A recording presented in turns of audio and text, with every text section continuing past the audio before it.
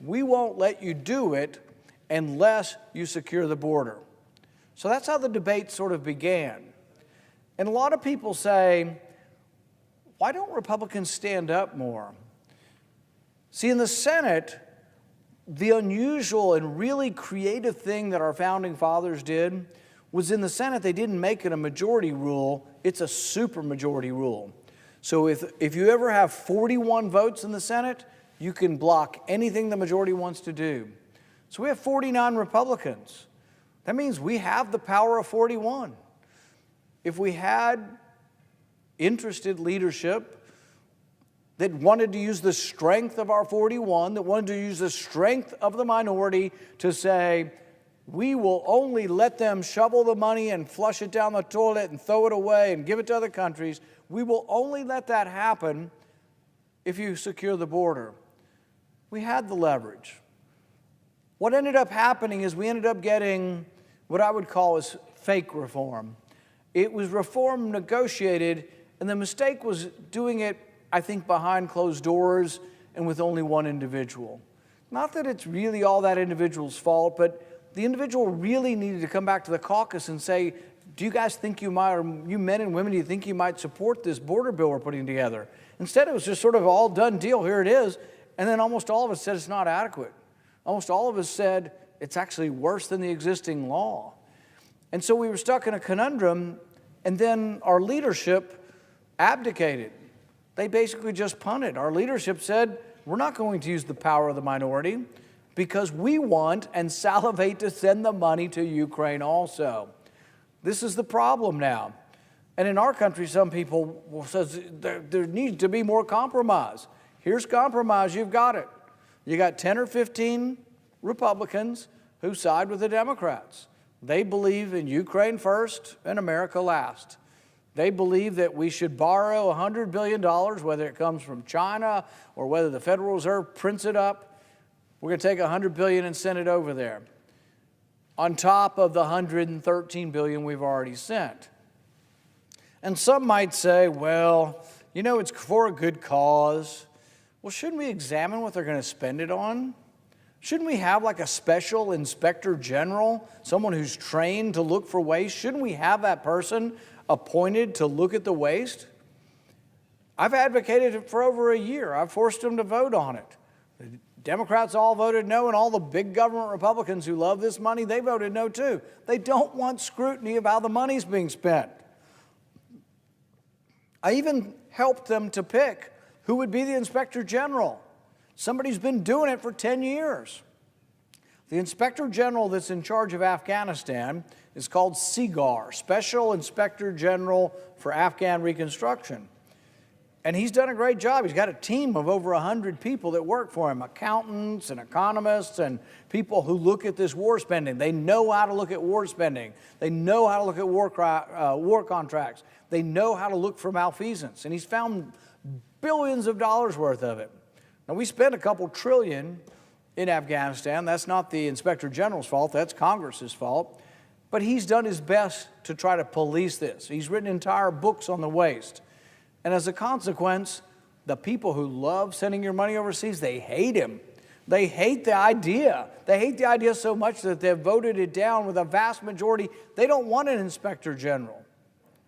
But if you ask them, well, if you don't want to oversee the money, they would say, oh, no, the Pentagon or the State Department or somebody already has an inspector general. They'll do it.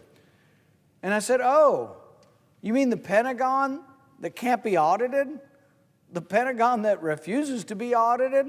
The Pentagon says they're too big to be audited? You trust them to now oversee the money going to Ukraine? When Ukraine has a history of being in the bottom 10% as far as corruption, meaning they have had more corruption than the other 90% of countries, I think that's kind of crazy.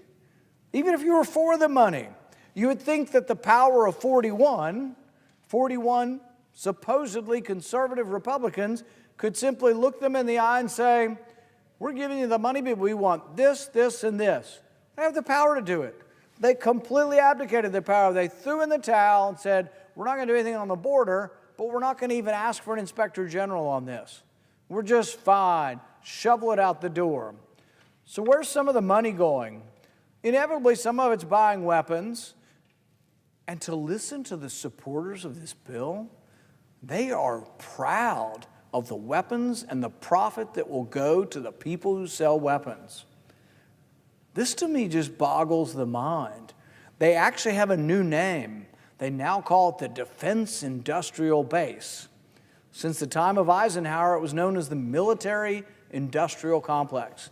But they've renamed it the Defense Industrial Base, and we're going to rebuild ours with war profits from Ukraine.